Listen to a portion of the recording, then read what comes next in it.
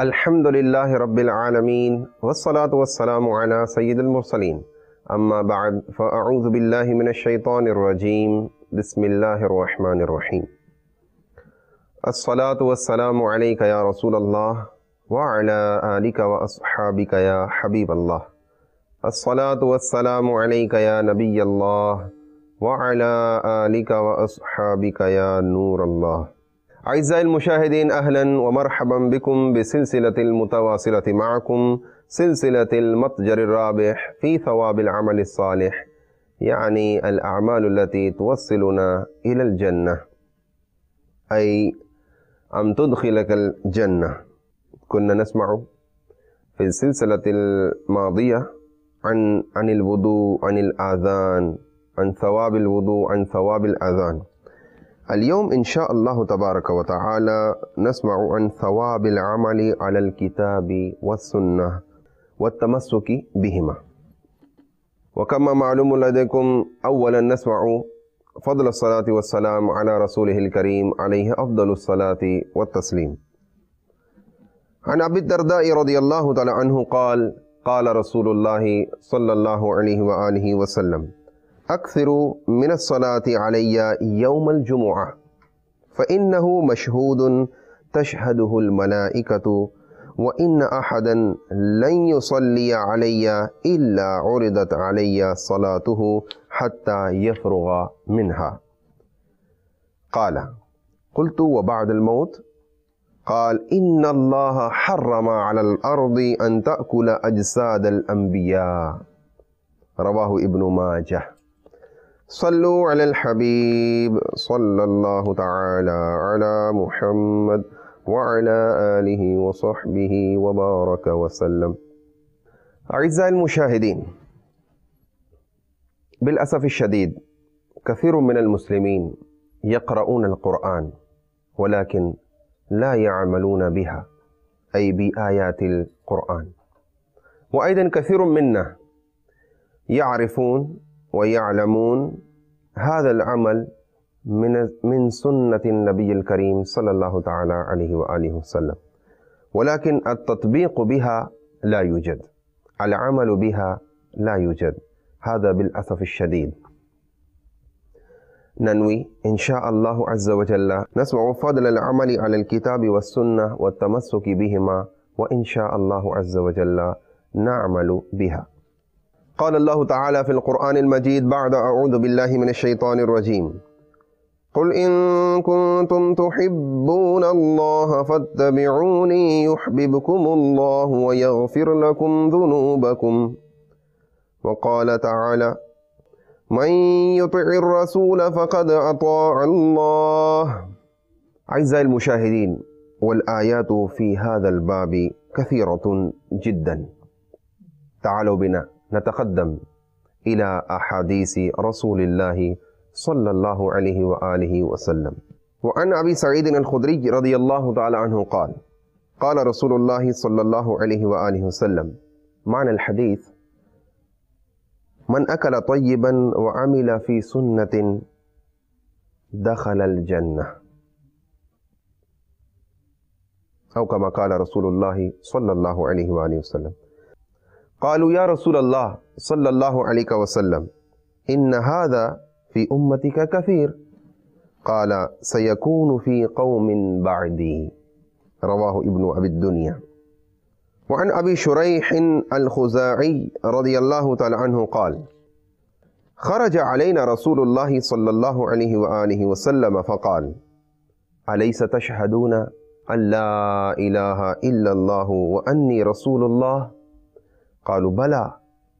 قال: إن هذا القرآن طرفه بيد الله وطرفه بأيديكم، فتمسكوا به فإنكم لن تضلوا ولن يهلكوا بعده أبدا. رواه الطبراني. وعن العرباض ابن سارية رضي الله تعالى عنه قال: وعظنا رسول الله صلى الله عليه وآله وسلم موعظة وجلت منها القلوب وذرفت منها العيون، فقال: فقلنا يا رسول الله صلى الله عليه وسلم: كأنها موعظة مودع فأوصنا.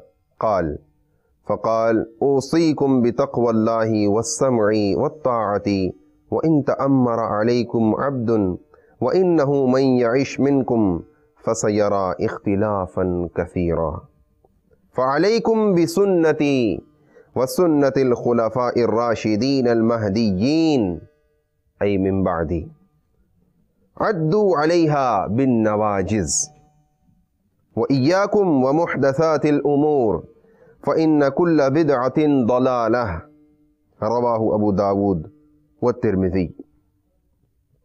النواجذ هي الأنياب وقيل الأضراس، ومعناه الزموا السنة أو ألزموا السنة واحرصوا عليها، كما يلزم العاض بنواجذه الشيء حرصا عليه وخوفا من ذهابه. كثير من المسلمين يقولون هذه السنة ليست بضروري. نعم، لو لا يوجد فيه إلزام، لو لا يوجد فيه التأكيد، ولكن هناك آداب لو نعمل بها نكون من الماجورين. وأيضا نذكر رسول الله صلى الله عليه وآله وسلم كيف كان يفعل ذلك العمل، وكيف، وعلى سبيل المثال ننام كل يوم، ولكن لو ننام كما ينام رسول الله صلى الله عليه وآله وسلم، طبعا نذكر رسول الله صلى الله عليه وآله وسلم كيف كان يتمشى، كيف كان يبيت، وكيف يسلم على الإخوان، على الكبار، على الصغار، وكيف يأكل وكيف يشرب، وكيف يتعامل مع زوجاته، وكيف يجلس، وكيف يقف، وكيف يتبسم، وما هو أخلاقه الكريمة صلى الله تعالى عليه وآله وسلم. سافروا مع قافلة المدينة لكي نتعلم هذه السنن النبوية صلى الله عليه وآله وسلم ونطبق بها. وهناك سمعتم ابن عمر رضي الله تعالى عنه كان يمشي مع أحد فجاءه شجر، الشجر كان طويل، وهو تمشى ومضى تحت الشجر انحناء، حنى نفسه ومضى. فالذي كان معه سأل: يا ابن عمر رضي الله تعالى عنه، لماذا أنت مشيت تحت هذه الشجرة بهذه الصورة انحناء والشجر كان طويلا؟ فابن عمر رضي الله تعالى عنه أجابه، قال له: مرة من مرات مررت بهذه الشجرة مع رسول الله صلى الله عليه وآله وسلم، هذه الشجرة كانت صغيرة، فرسول الله صلى الله عليه وآله وسلم مشى تحت هذه الشجرة انحناء، فأنا فعلت هذا الفعل، أنا عملت بهذا العمل لكي نطبق عمل رسول الله صلى الله عليه وآله وسلم ونتصور ونذكر رسول الله صلى الله عليه وآله وسلم. هذا ابن عمر رضي الله تعالى عنه كم كان حريصا لتطبيق بسنة النبي الكريم صلى الله تعالى عليه وآله وسلم. وهناك حديث عنه عن ابن عمر رضي الله تعالى عنهما قال: قال رسول الله صلى الله عليه وسلم: لكل عمل شرة ولكل شرة فترة، فمن كانت فترته إلى سنتي فقد اهتدى، ومن كانت فترته إلى غير ذلك فقد هلك. رواه ابن حبان. الشرة، سمعنا هذا اللفظ الشرة. الشرة ما معناه؟ هي النشاط والهمة، النشاط والهمة. وعن كثير بن عبد الله بن عمرو بن عوف عن أبيه عن جده رضي الله تعالى عنه أن رسول الله صلى الله عليه وآله وسلم قال لبلال بن الحارث يوما: اعلم يا بلال. قال: ما أعلم يا رسول الله. صلی اللہ علیہ وسلم. قال اعلم ان من احیا سنة من سنتی قد امیتت بعدی كان له من الأجر مثل من عمل بها من غير أن ينقص من أجورهم شيئا ومن ابتدع بدعة ضلالة لا يرضاها الله ورسوله كان عليه مثل آثام من عمل بها أو من عمل بها لا ينقص ذلك من أوزار الناس شيئا. رواه ابن ماجه. أحبتي في الله، الحمد لله على إحسانه. البيئة المتدينة لمركز الدعوة الإسلامية تعلمنا تطبيق بسنة النبي الكريم صلى الله تعالى عليه وآله وسلم. الحمد لله. في بيئة المتدينة عندما نتعشى أو نتغدى نطبق بسنة النبي الكريم صلى الله تعالى عليه وآله وسلم. عندما نتمشى غالبا في قافلة المدينة نتمشى مطبقين بسنة النبي الكريم صلى الله تعالى عليه وسلم. وعندما ننام كما ينام رسول الله صلى الله تعالى عليه وآله وسلم. الحمد لله. هناك أبناء المركز يذكرنا هذه سنة، وهذا من آداب الإسلامية. وهناك مثلا على سبيل المثال لو يشرب أحد الماء واقفا ليس بآثم، ولكن لو يشرب الماء جالسا يكون من الماجورين لأنه من السنة. وأيضا عندما نأكل لو نجلس كيفية النبي الكريم صلى الله تعالى عليه وسلم، يعني كيف كان رسول الله صلى الله عليه وسلم يجلس، نكون من الماجورين. وعند النوم وعند التمشي وعند الأكل وعند عند النوم وغير ذلك. أحبتي في الله، طبقوا سنة نبي الكريم صلى الله تعالى عليه وآله وسلم، وامضوا أيامكم بالحياة الدنيا مطبقين بسنة النبي الكريم صلى الله تعالى عليه وآله وسلم. وهناك إن شاء الله عز وجل نقدم إليكم بعض الآداب الإسلامية عن السلام والمصافحة. ما هي آداب السلام والمصافحة؟ وأولا نخبركم أحبتي في الله، سنقدم لكم بعض الآداب الإسلامية والنصائح الدينية، وليس كل ما يذكر هو سنة عن رسول الله صلى الله عليه وآله وسلم، بل فيها من سنن المرسلين وآداب الصالحين وغير ذلك، علما بأنه لا يجوز لنا أن نطلق اسم السنة على شيء ما لم يثبت بدليل. نعم.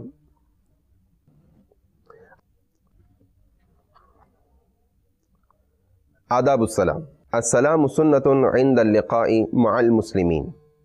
وهناك فضيلة العلامة يعلمنا ماذا تكون نيتنا عند السلام. ينوي المسلم بالسلام تجديد عهد الإسلام، أن لا ينال المؤمن بأذاه في عرضه وماله، فإذا سلم على المؤمن حرم عليه تناول عرضه وماله. لو ننوي هذه النية نكون من الماجورين أيضا، وهناك أجر للسلام وهناك أجر للنية. الثالث، إذا لقي المؤمن أخاه في اليوم مرارا وحالت بينهم شجرة أو جدار جدد السلام فإنه يستحق بذلك الرحمة. الابتداء بالسلام سنة ونحن ننتظر، هو يسلم علي، هو يبتدئ بالسلام معي، لا، هذا ليس بجيد. الابتداء بالسلام سنة. رسولنا نبينا صلى الله تعالى عليه وآله وسلم هو سيد الأنبياء إمام الأنبياء صلى الله تعالى عليه وآله وسلم، هو كان يبتدئ بالسلام مع الصغار، ونحن ننتظر هذا الشخص يأتي ويسلم علي ابتداء مبتدئا؟ لا. فإن أولى الناس بالله من بدأهم بالسلام. وقد قال النبي صلى الله تعالى عليه وآله وسلم البادئ بالسلام بريء من الكبر. وانتبهوا، تذكروا، المتكبر لا يدخل الجنة، لا يدخل الجنة. لو نريد أن نخرج هذا التكبر من القلوب علينا أن نبتدي بالسلام مع الإخوان.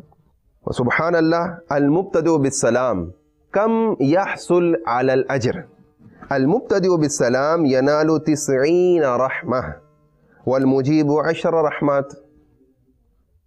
ومن قال السلام عليكم كتبت له 10 حسنات، ومن زاد ورحمة الله كتبت له 20 حسنة، ومن زاد وبركاته كتبت له 30 حسنة. وقال شيخ الإسلام إمام أحمد رضا خان عليه رحمة الرحمن الأفضل للمسلم الذي يسلم، الأفضل للمسلم أن يقول السلام عليكم ورحمة الله وبركاته، والمجيب كذلك يرد، ولا ينبغي أن يزاد على البركات شيء. فإن قال المبتدئ بالسلام السلام عليكم، يستحب أن يقول المجيب وعليكم السلام ورحمة الله. وإن قال السلام عليكم ورحمة الله، المسلم عندما يقول السلام عليكم ورحمة الله فيقول المجيب زيادة مزيدا وعليكم السلام ورحمة الله وبركاته. وإن قال السلام عليكم ورحمة الله وبركاته فيرد المجيب كذلك ولا يزيد على البركات شيئا. إن قال المجيب وعليكم السلام ورحمة الله وبركاته كانت له 30 حسنة. نعم، هناك مسألة شرعية، بعض الأحيان نتأخر في رد السلام، هل يجوز التأخير في رد السلام؟ تعالوا بنا نسمع هذه المسألة الشرعية. يجب رد السلام على الفور، على الفور، بصوت يسمعه المسلم. بعض الأحيان بعض الناس يقولون أنا رددت عليك السلام، أنا ما سمعت جوابك، أنا ما سمعت رده، أنا ما سمعت الرد، ويقول أنا في القلب بالقلب أنا قلت لك. لا، هذا لا يجوز. كما سمعتم الآن يجب رد السلام على الفور بصوت يسمعه المسلم، ويجب أداء الحروف من مخارجها الصحيحة عند السلام والرد. السلام عليكم ورحمة الله، لا، لا يجوز. وعليكم السلام ورحمة الله، لا. السلام عليكم ورحمة الله وبركاته، وعليكم السلام ورحمة الله وبركاته. أعزائي المشاهدين، قد يسأل أحد هذه الأشياء نعرفها، لماذا تخبرنا؟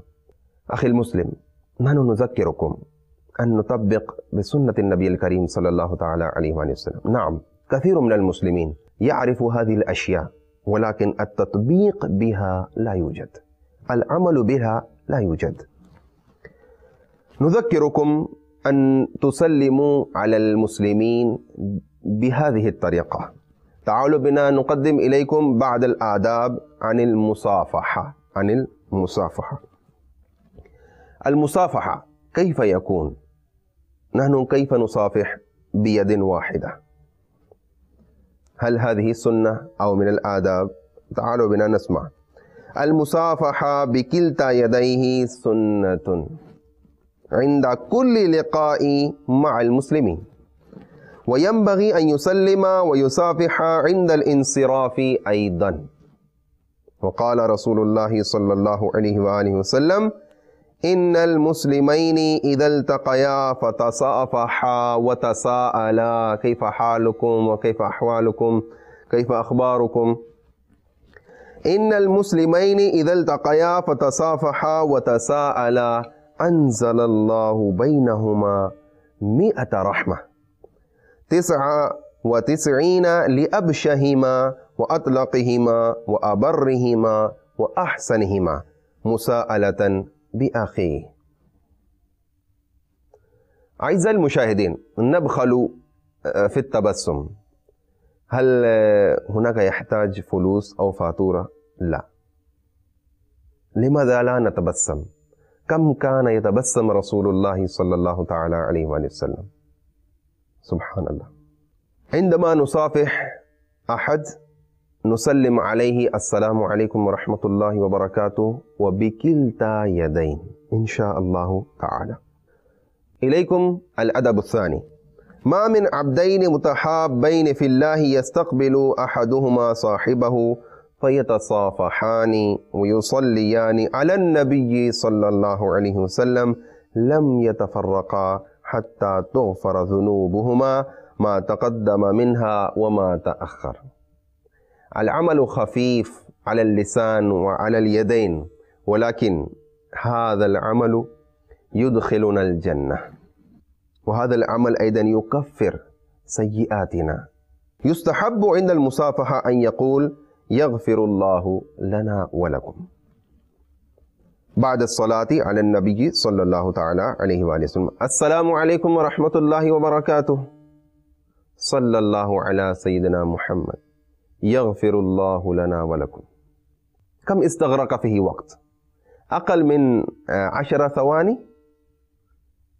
نحن حريصون للحسنات، نريد أن نستعد للآخرة. ينبغي لنا أن نعد للقبر والآخرة ويوم الحشر. ما من مسلمين التقيا فأخذ أحدهما بيد صاحبه إلا كان حقا على الله أن يحضر دعاءهما ولا يفرق بين أيديهما حتى يغفر لهما. هذا الحديث من المسند للإمام أحمد بن حنبل.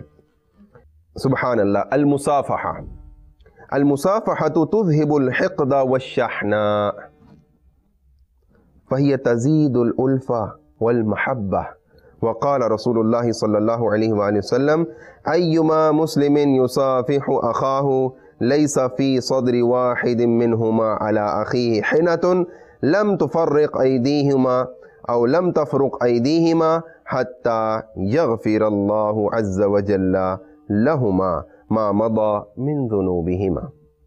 ومن نظر إلى أخيه نظرة مودة ليس في قلبه أو صدره حنة لم يرجع إليه طرفه حتى يغفر الله عز وجل لهما ما مضى من ذنوبهما. علينا أن نفشي السلام. إفشاء السلام أيضا سبب دخولنا الجنة. ونحن أيضا نسمع في هذه المحاضرة ما هي الأعمال التي تدخلنا الجنة. هذا العمل المصافحة، السلام، والصلاة على النبي صلى الله عليه وسلم، والدعاء يغفر الله لنا ولكم أيضا يدخلنا الجنة. نعم، المصافحة بكلتا يديه عند كل لقاء سنة. إلصاق الأصابع فقط في المصافحة ليست بسنة، كما هكذا أحد يقدم يده هكذا والثاني هكذا فقط إلصاق، هذا ليست بسنة. نعم، يكره أن يقبل الرجل يده بعد المصافحة، فعليكم بالاحتراز من تقبيل يد نفسه. لا تجوز مصافحة الأمرد حسن الوجه بشهوة، بل يحرم النظر إلى وجهه عند الشهوة. السنة في المصافحة إلصاق صفحة الكف بالكف وإقبال الوجه بالوجه بغير حائل من ثوب أو غيره. كثير من أبناء المركز، كثير من المسلمين يأتون الشيخ إلياس العطار القادري حفظه الله لكي يلتقون به.